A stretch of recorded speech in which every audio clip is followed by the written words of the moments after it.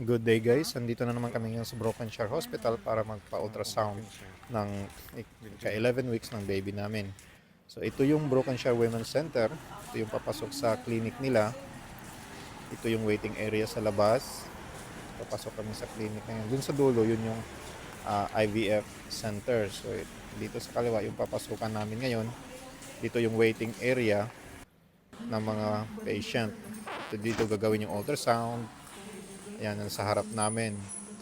And then, yung dito sa loob, ito yung clinic mismo ng IVF. So, andito yung clinic ng doktor. Ito yung reception area nila.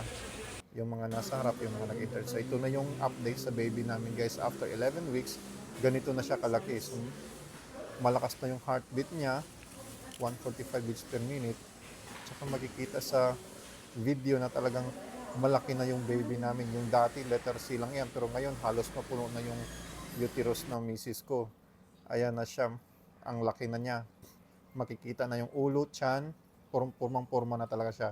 Kaso nga lang may nakikita na mga ovarian cyst sa loob ng uterus ng misis at saka may internal bleeding din nakita na yung doktor. Pero benign naman yung ovarian cyst, tsaka okay lang naman daw yung internal bleeding, sabi ng doktor. Continuous medication pa rin. Yun lang yung advice sa amin, at saka control lang din sa pagkain si Mrs. kasi medyo nag-gain siya ng weight.